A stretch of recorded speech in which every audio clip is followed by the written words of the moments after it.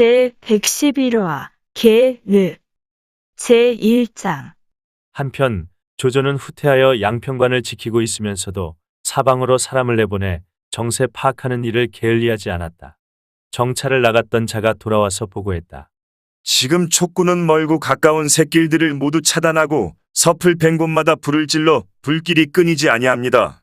하오나 정작 군사들은 어디 있는지 알 길이 없나이다. 이 말을 들은 조조는 촉군의 의도가 무엇인지 파악하지 못해 의혹에 빠져 있는데 또다시 보고가 들어왔다. 장비와 위원이 군사를 나누어 이끌고 군량을 강탈하려 합니다. 그제서야 제갈량의 의중을 알아차린 조조가 좌우에 물었다. 누가 장비를 대적해 보겠는가? 제가 가겠습니다. 허저가 호기롭게 나섰다. 이에 조조는 허저에게 정예병 1천을 내주며 양평관 큰 길로 오는 군량과 말먹이 풀을 호송하라고 일렀다. 군량 수송관은 허저를 만나자 몹시 기뻐했다. 만일 장군이 이곳에 도착하시지 아니하였다면 양곡을 양평관으로 나를 수 없었을 것입니다. 그리고는 수레 위에 있던 술과 고기를 허저에게 올렸다. 허저는 마음 놓고 마시다가 자기도 모르는 사이에 취하고 말았다. 술이 거나해진 그가 몸을 비틀거리며 외쳤다. 이제 가야지. 어서 가자고. 이미 날이 저물었습니다. 아픈 포주 땅이라 산세가 험악하여 밤에는 지나갈 수가 없습니다. 군량 수송관이 말리자 술기운이 오른 허저가 큰 소리쳤다. 뭐라?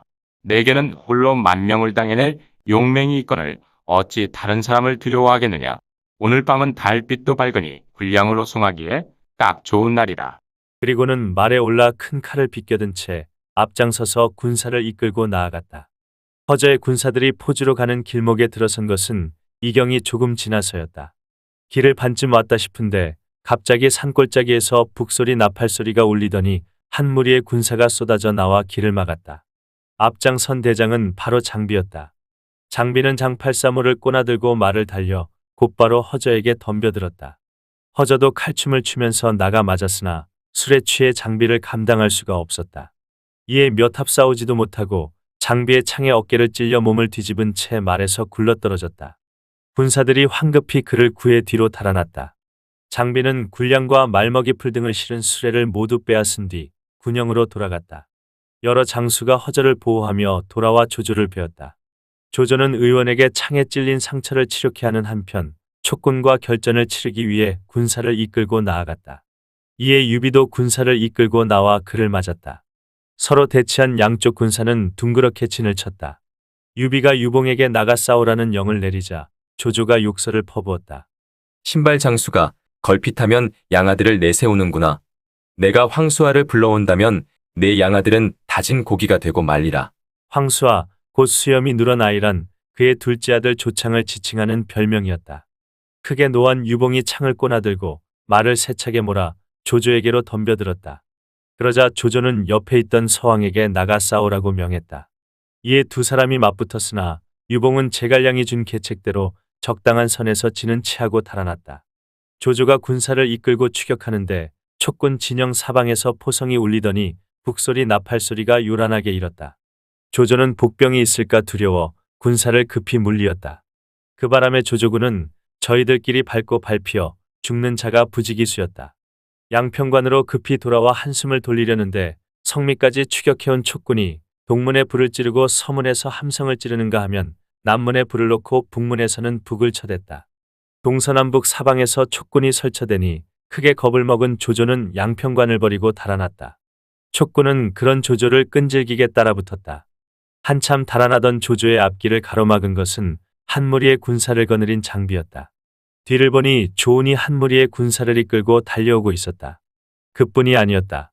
포주 쪽에서는 또 황충이 군사를 이끌고 몰려오고 있었다. 세 방면의 협공을 받은 조조군은 크게 패했다. 혼란한 가운데서도 여러 장수의 보호를 받으며 간신히 길을 뚫은 조조가 야고 거기로 접어들었을 때다. 갑자기 앞에서 흙먼지가 일며 또 한 무리의 군사가 몰려드는 것이었다. 이를 본 조조는 탄식했다. 저들이 복병이라면 이제 끝장이로구나. 그러나 가까이 오는 군사를 보니 바로 조조의 둘째 아들 잠은 조창이었다. 조조는 기뻐하며 말했다. 창아, 내가 오다니 어인일이냐?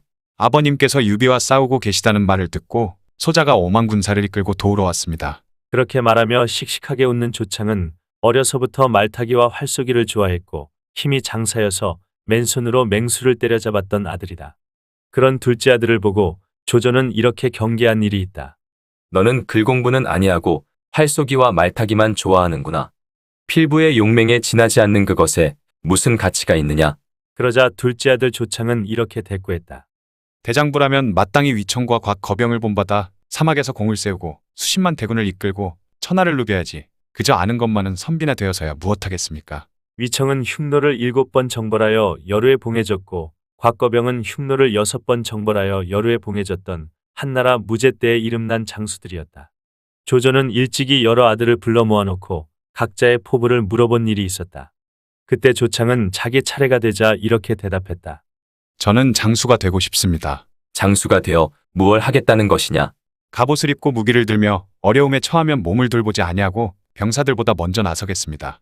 또 공이 있는 자에게는 반드시 상을 내리고 죄가 있는 자에게는 반드시 벌을 내리겠습니다. 지도자의 덕목으로 솔선수범과 신상필벌의 원칙을 말하는 조창의 말을 듣고 조조는 흡족한 웃음을 크게 웃었던 일이 있다. 조조는 이번 유비 정벌에 나서기 석 달 전인 지난 4월 봄 대군의 오한족이 반란을 일으키자 조창에게 5만 군사를 내주며 이렇게 훈계했었다.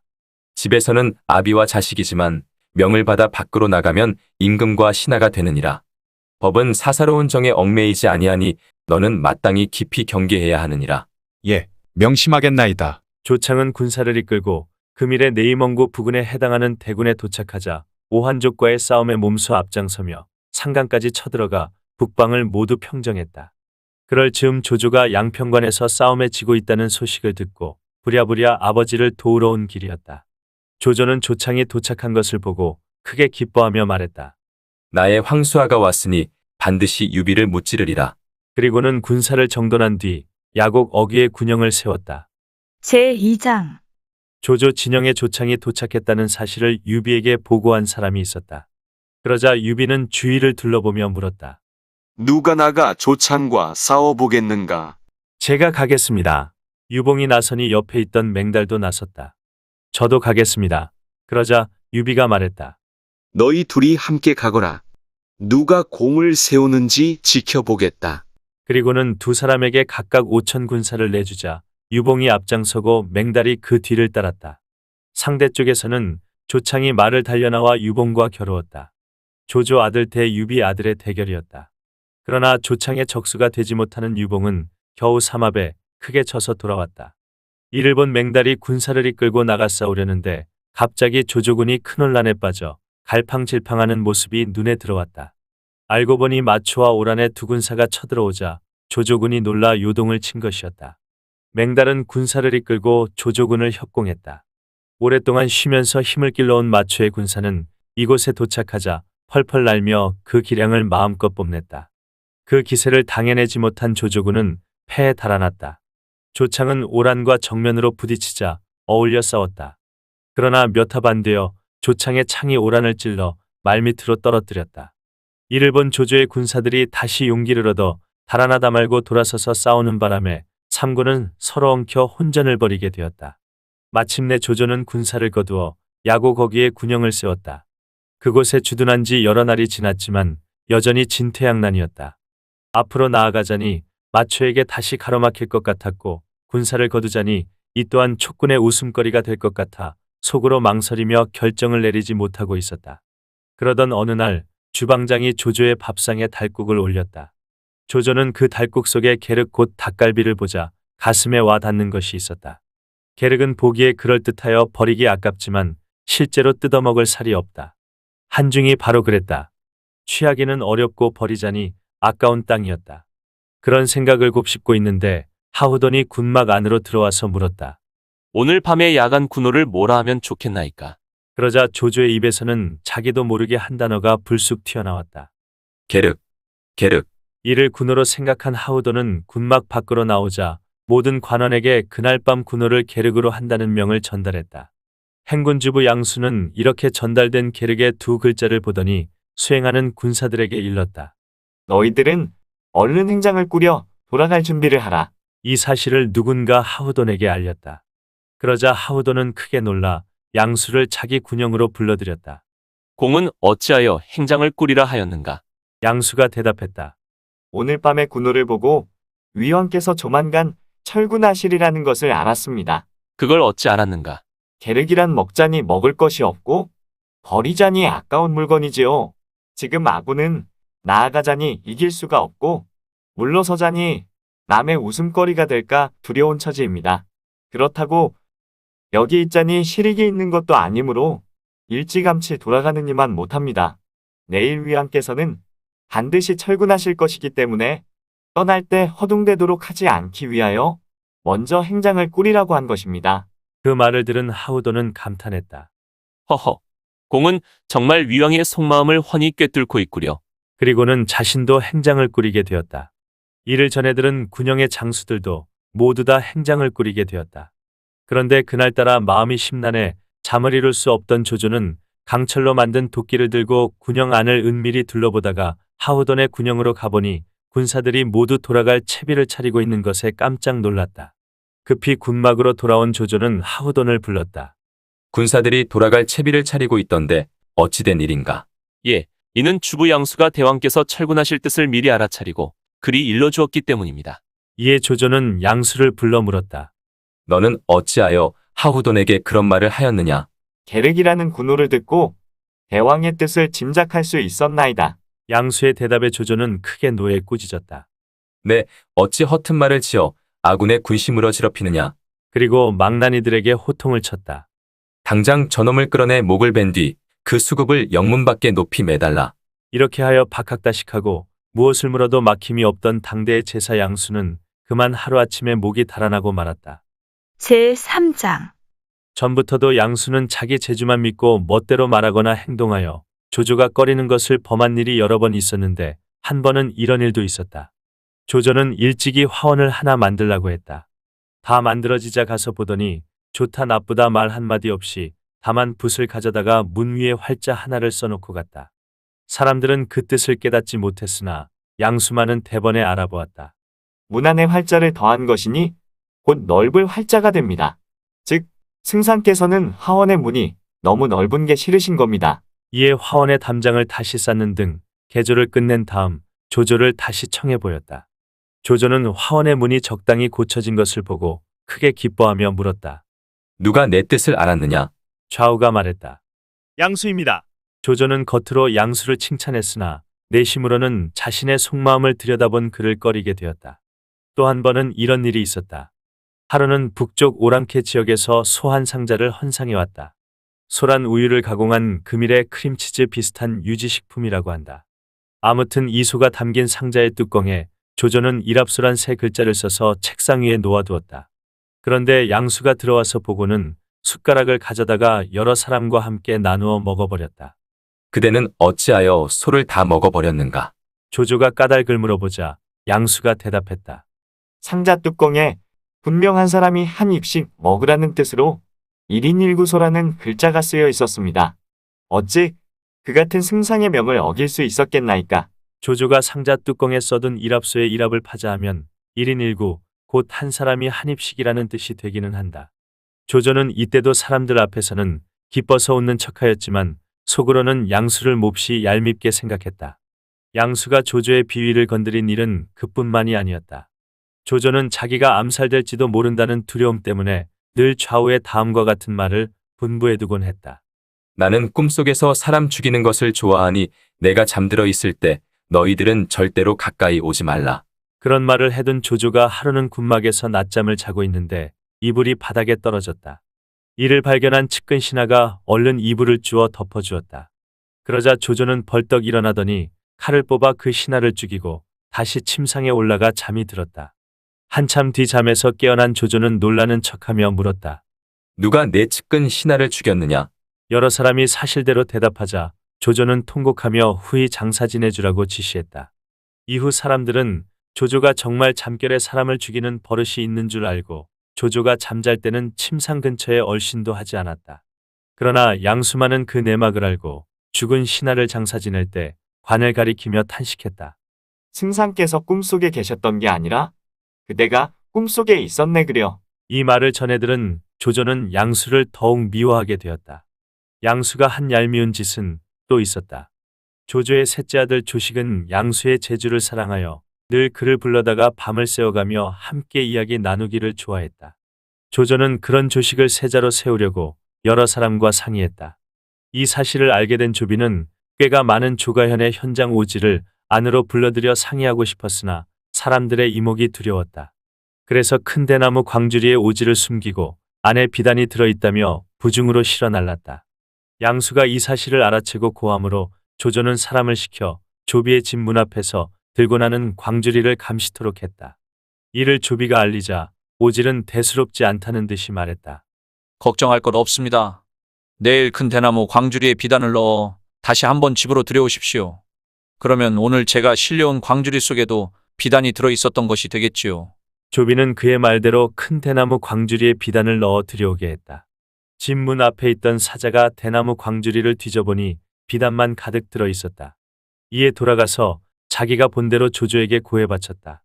조조는 양수가 조비를 음해하려 한 것으로 보고 그를 더욱 미워하게 되었다. 양수가 조조의 미움을 산 일은 또 있었다. 조조는 조비와 조식의 재주를 시험해보기 위해 두 사람을 불렀다. 너희들은 오늘 성문 밖에 나갔다 오너라. 그리고는 은밀히 사람을 성문지기에게 보내 엄명을 내렸다. 오늘은 누구를 막론하고 성문 밖으로 내보내서는 아니 된다. 이 같은 명을 받은 성문지기는 조비가 도착해 성문을 열어달라고 요구했으나 응하지 않았다. 이에 조비는 어쩔 수 없이 되돌아왔다. 이 소식을 들은 조식이 양수에게 말했다. 성문지기가 완강하게 막는 바람에 큰형님이 성문 밖으로 나가지 못하였다고 합니다. 아버님의 밀명이 있었을게요. 그럼 어찌하면 좋겠습니까? 왕자께서는 왕명을 받고 나가는 길이니 앞을 막는 자가 있다면 목을 베어도 좋지요. 그렇군. 이에 조식은 성문에 이르렀을 때 문지기가 막자 크게 꾸짖었다. 왕명을 받았거늘 누가 내 앞을 가로막는단 말이냐? 그리고는 그 자리에서 문지기의 목을 베고 성문 밖으로 나갔다. 보고받은 조조는 셋째 아들 조식이 맏아들 조비보다 유능하다고 여기게 되었는데 뒤에 누군가 진상을 일러 바쳤다. 그건 바로 양수가 가르쳐 준 것입니다. 조조는 크게 노했고 이 때문에 조식까지도 좋아하지 않게 되었다. 양수가 미움을 산 일은 더 있었다. 그는 일찍이 조식을 위해 10여 조항의 모범 답안을 만들어준 일이 있었다. 그래서 조조가 물으면 조식은 그 답안대로 대답하곤 했다. 조조는 군사 문제와 나란 일을 물을 때마다 조식의 대답이 너무 유창한 것을 보고 조금 수상하다는 느낌을 가졌었다. 그런데 조비가 조식의 좌우 사람들을 매수하여 양수가 적어준 모범 답안을 얻어 조조에게 갖다 바치자 조조는 비로소 진상을 알고 크게 노했다. 양수, 이 필부놈이 어찌 감히 나를 속이려 든단 말이냐. 이때부터 조조는 이미 양수를 죽이려는 마음을 먹고 있다가 이번에 군심을 어지럽혔다는 죄를 뒤집어 씌워 죽인 것이었다. 이때 양수의 나이 겨우 34이었다. 그의 죽음을 두고 후세 사람은 이렇게 시로 읊었다. 뛰어나게 총명한 모사 양덕조. 대대로 높은 벼슬 이어왔구나. 붙들면 용과 뱀이 달려가는 듯. 가슴엔 아름다운 시문이 가득. 입을 열면 좌중을 놀라게 했고. 당할 자가 없었던 민첩한 대답. 죽은 건 그런 재주 때문이었지. 철군과는 아무런 상관도 없네. 조조는 양수를 죽이고 나서 하우돈에게도 노한 척하며 죽일 듯한 신용을 취했다. 그러자 모든 관원이 만류하므로 조조는 즉시 하우돈을 꾸짖어 물리치고 명령을 하달했다. 내일 출전한다. 다음 날 조조가 군사를 이끌고 야곡 어기로 나오자 한 무리의 군사가 그를 맞았다. 앞장선 대장은 바로 위원이었다. 조조는 귀순하라고 권했으나 위원은 오히려 욕설을 크게 퍼부었다. 조조가 방덕에게 명했다. 저놈 목을 따오너라. 예, 그리하겠나이다. 명을 받은 방덕이 달려나가 위원과 맞붙었다. 두 사람이 한창 공방전을 벌이고 있는데 갑자기 조조의 군영에서 불길이 치솟았다. 그와 동시에 군사 하나가 아래입니다. 하고 달려와서 보고했다. 마초가 중앙과 뒤편의 두 군영을 기습하고 있습니다. 조조는 칼을 뽑아 들고 외쳤다. 누구든 후퇴하는 장수는 목을 베리라. 그 소리에 여러 장수는 힘을 내어 앞으로 전진했다. 위원이 지는 척 달아나자 조조는 군사를 돌려 마초와 싸우도록 하고 자신은 높은 언덕에 올라가 양군이 싸우는 광경을 내려다보았다. 갑자기 한 무리의 군사가 앞으로 치고 나오며 큰 소리로 외쳤다. 위원이 예 있느니라. 그리고는 화살을 뽑아 시위에 먹이더니 힘껏 쏘았다. 핑 하는 소리가 들리는가 싶더니 화살을 맞은 조조가 몸을 뒤채며 말에서 떨어졌다. 이를 본 위원은 활을 버리고 칼을 잡더니 세차게 말을 몰아 산비탈을 달려 올라갔다. 조조를 쳐 죽이기 위해서였는데 그때 웬 장수가 번개처럼 뛰어들며 소리쳤다. 우리 주인을 해치지 말라. 바라보니 바로 방덕이었다. 방덕은 힘을 내어 위원을 물리친 뒤 조조를 보호하며 앞으로 나아갔다. 마초의 군사는 이미 물러가고 없었다. 조조는 상처를 입은 채 군영으로 돌아왔다. 알고 보니 조조는 위원이 쏜 화살에 맞아 앞니가 2개나 부러진 상태였다.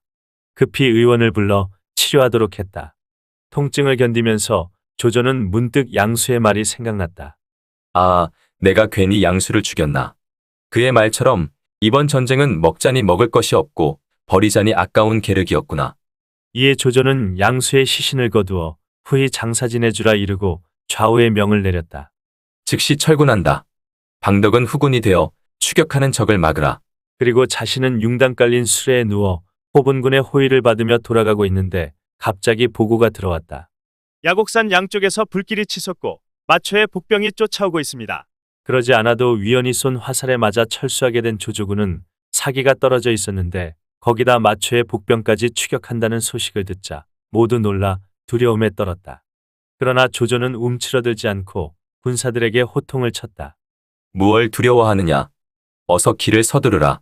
이에 군사들이 새벽부터 밤늦게까지 행군한 덕에 경조 땅에 무사히 도착했고 그제서야 일행은 모두 안도의 숨을 쉴 수 있었다. 제4장 한편 조조를 퇴각시킨 유비는 유봉과 맹달 왕평 등에게 상용 서성 박능 등 여러 군을 빼앗도록 지시했다. 상용 태수 신탐 등은 조조가 이미 한중을 버리고 달아났다는 소식을 듣고 모두 투항했다. 유비는 백성들의 마음을 안정시킨 다음 전군에 큰 상을 내리니 사람마다 기뻐하지 않는 사람이 없었다. 이에 장수들은 모두 유비를 임금으로 추대하려는 생각을 갖고 있었으나 직접 아랠 수가 없었다. 그래서 제갈량을 찾아가 그 뜻을 밝혔다. 내 뜻도 이미 정하여둔 바 있소이다. 제갈량은 그렇게 말한 뒤 법정 등 여러 신하를 데리고 들어가서 유비를 뵙고 말했다. 지금 조조가 권력을 전행하니 백성들에게는 주인이 없습니다. 주공께서는 천하가 알고 있는 것처럼 어질고 의로우실 뿐 아니라 이미 동천과 서천의 땅을 다스리고 계시니 하늘의 뜻에 따르고 백성들의 바람에 순응하여 황제의 자리에 올라 바른 명분과 사리에 맞는 말로 나라의 역적을 토벌하십시오. 이 일은 늦출 수 없사오니 곧 길을 택하시기를 정합니다. 유비가 크게 놀라 말했다. 군사의 말은 옳지 않소. 이 유비가 비록 한나라의 종친이기는 하나 또한 신하된 몸이요. 만일 그런 일을 한다면 그건 한나라에 반역하는 지시회다. 그렇지 않습니다. 지금 천하는 사분오열되고 영웅들이 다투어 일어나 제각기 한 곳을 차지하고 있습니다. 천하에 재주 있고 덕망 있는 선비들이 죽음을 무릅쓰고 목숨을 아끼지 않고 윗사람을 섬기는 것은 모두 훌륭한 주군에게부터 공명을 세우고 싶기 때문입니다. 지금 주공께서 꺼려 피하시고 의리만 지키려 하신다면 무사람의 기대를 잃게 될까 두렵습니다. 바라건대 주공께서는 깊이 생각하십시오. 아니되요. 내가 참남되게 황제의 자리에 올라야 하는 것이라면 나는 감히 그런 짓을 할 수 없어. 다시 좋은 방안을 상의토록 하시오. 유비의 반대에 여러 장수가 일제히 진언했다. 주공께서 끝내 거절하신다면 많은 이들의 마음이 떠날 것입니다. 제갈량이 말했다. 주공께서는 평생 의리를 근본으로 삼아 오셨으니 아직 황제의 존호를 사용하실 수 없을 것입니다. 하오나 지금 형주와 양양, 동천과 서천 땅을 소유하고 계시니 우선 한중왕에 오르시는 것이 좋겠습니다. 일단은 조조와의 싸움에서 승리한 한중의 지명을 따서 한중왕이란 이름을 사용하자는 것이었다. 여기에는 유비가 세운 나라가 한나라의 정통을 이어받는다는 의미도 포함되어 있었다. 그러나 유비는 역시 받아들이려 하지 않았다. 그대들이 비록 나를 왕으로 추대하려고 하나 황제의 분명한 조서를 받지 못한다면 이 또한 참남된 일이요. 하오나 지금은 형편에 따라 변통하는 권도를 따르셔야지 당연한 이치만을 고집하시면 아니 됩니다. 제갈량의 거듭된 권고도 통하지 않았다. 보다 못한 장비가 큰 소리로 외쳤다. 성씨가 다른 사람도 모두 임금이 되려고 하는 판에 하물며 형님은 한실의 종치는 아니시오. 한중왕이라고 할 것 없이 곧장 황제를 칭한다고 하여도 아니 될 게 뭐 있수? 너는 여러 말 말라. 유비가 꾸짖자 제갈량이 말했다. 주공께서는 편의에 따라 우선 한중왕에 오르십시오. 그런 연후에 황제께 표문을 올려도 늦지 아니합니다. 유비는 두세 번 사양하다 마지못해 그 제안을 승낙했다. 정말 유비는 원작에 묘사된 것처럼 왕이 될 생각이 없었는데 신하들의 간청에 못 이겨 마지못해 수락한 것이었을까? 모양을 갖추기 위해 3번 사양하다 받는 것은 옛 정치인들의 관행 같은 것이다.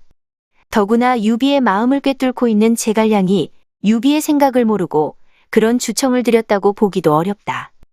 유비는 동생 장비가 화를 낼 만큼 때로는 너무 사심이 없어 어리석은 듯한 행동을 보이기도 하지만 중국의 저명한 소설가 노시는 유비는 세인들의 원성을 사지 않고 남의 정치 기반을 탈취하는 데 수완이 있었다. 고 날카롭게 지적한 바 있다.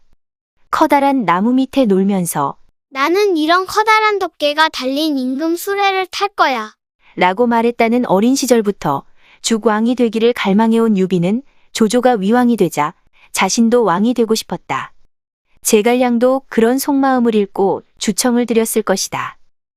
여기서 우리는 유비가 강조해온 한나라 황제에 대한 충성은 단지 겉모습이었다는 것을 확인할 수 있다. 결론적으로 유비는 인이라는 이름으로 세상을 속였다. 이는 온후하고 덕망이 있으며 일견순진한 것처럼 보이는 유비가 실은 매우 교활하고 지능적이며 위선적인 인물이었을지도 모른다는 점을 암시하고 있는 것이다. 아무튼 집신과 돗자리를 팔러 다니다가 돼지고기 장수 장비와 살인도 피자 관우를 만나 의형제를 맺고 천하의 뜻을 세운 지 35년 만인 건한 24년 가을 7월 유비는 드디어 왕위에 오르게 되었다. 등극의식을 위한 단을 면양에 쌓았는데 그 둘레가 굴이었고 동서남북과 중앙의 5방위에 깃발들과 의장용 무기들이 각각 위엄있게 설치되었다. 신하들이 그 서열에 따라 벌려선 가운데 허정과 법정이 유비를 단상으로 모신 뒤 면류관과 옥새를 바쳤다. 이윽고 유비는 남쪽 의량에 앉아 문무백관의 할애를 받음으로써 한중왕이 되었다. 왕의 즉위한 유비는 아들 유선을 세워 세자로 삼고 허정을 그 스승인 태부로 삼았으며 법정을 상서령으로 삼았다. 또 제갈량을 군사로 삼아 군사일과 나라의 중요한 일을 총괄하여 다스리도록 했다. 관우 장비 좋은 마초 황충은 5호대장으로 삼고 위원은 한중태수로 삼아 한중을 지키도록 했다.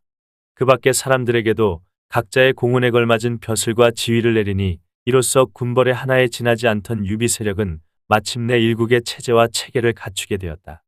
국호는 한나라의 정통을 계승한다는 명분하에 한나라로 정했다. 하지만 조조의 영향력 아래 있는 한나라 황제가 명목상이나마 그대로 존속하고 있었기 때문에 통명으로는 촉한, 속칭으로는 촉나라라는 이름으로 불리게 되었다. 이윽고 유비는 한중왕에 오르자 곧 표문을 작성한 뒤에 사람을 시켜서 허도로 보냈는데 그 내용은 다음과 같았다. 저 유비는 변변치 못한 신하의 제주로 상장의 소임을 맡아 삼군을 총독하며 밖에서 명을 받들고 있나이다. 하오나 도적들의 난리를 일소하고 황실을 편안히 바로잡지 못하여 오래도록 폐하의 성스러운 가르침을 점차 쇠퇴하게 만들었사옵니다. 천하가 아직 태평치 못한 것을 생각하면 근심 걱정에 잠을 못 이루고 머리가 깨질 듯이 아프옵니다. 지난날 동탁이 화근을 만든 이후 흉악한 무리들이 멋대로 날뛰며 천하를 해치고 상하게 하였으나 폐하의 성덕과 위엄의 신하들이 함께 호응하여 혹은 충의로서 힘껏 도벌하고 혹은 하늘이 벌을 내리기도 하여 포악한 역적들이 모두 쓰러지고 점차 얼음 녹듯 사라졌나이다. 하오나 유독 조조만은 오래도록 제거되지 아니하고 나라의 권력을 거머쥐고 멋대로 휘두르는 것이 극에 달하였사옵니다. 신은 지난날 거기 장군 동승과 함께 조조를 토벌하려고 도모하였으나 이래 추진이 은밀하지 못하여 동승은 피해를 당하고 신은 정처 없이 먼 곳을 떠돌게 되어 충의를 실행하지 못하였나이다. 마침내 조조는 더할 수 없이 극악무도해져 황후를 살해하고 황자를 짐독으로 해치기에 이르렀사옵니다. 이에 신이 동지를 규합하여 힘써 제거하려 하였으나 나약하고 무력이 부족하여 아무 성과도 올리지 못하고 세월만 보내게 되었나이다. 늘 나라의 은혜를 갚지 못하고 죽게 될까봐 자나깨나 탄식하니 밤이 역병처럼 두렵사옵니다.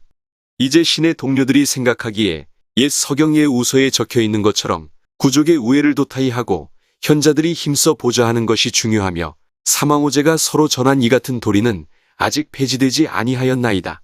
주나라는 그에 앞선 하나라와 은나라의 이대왕조가 멸망한 까닭을 교훈 삼아 왕의 일가족인 희씨를 제후로 많이 봉하여 그들 희씨가 경영하는 진나라와 정나라의 지원에 힘입어 주나라를 강화할 수 있었나이다. 고조께서도 한나라를 일으키심에 자제들을 높이 올려 유씨들이 경영하는 9나라를 여시고 일시 권력을 장악하였던 황후 여씨 일족을 제거하여 유씨 일족의 대종을 안정시켰나이다.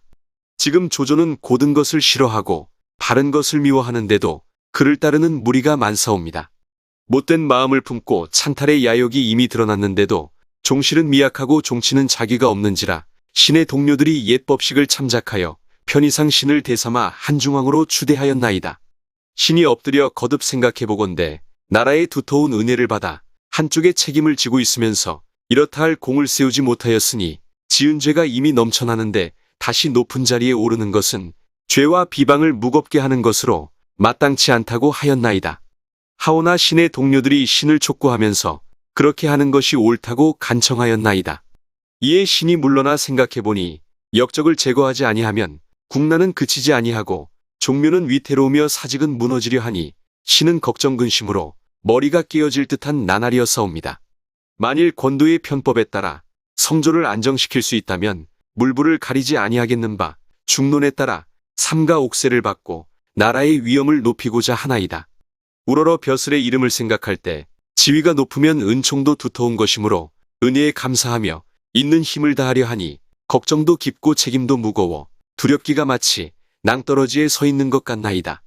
신이 어찌 힘을 다해 성심껏 받들고 황제의 직할군사를 장려하며 의로운 사람들을 모아 하늘의 뜻에 따르고 때에 순응하여 흉악한 역적을 박멸하고 사직을 편안히 하지 아니하겠나이까.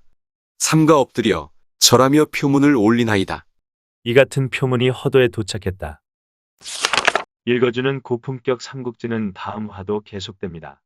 이번 이야기를 재미있게 읽으셨다면 좋아요와 구독을 눌러주세요. 그리고 작품을 해설하는 프롤로그도 꼭 읽어주세요.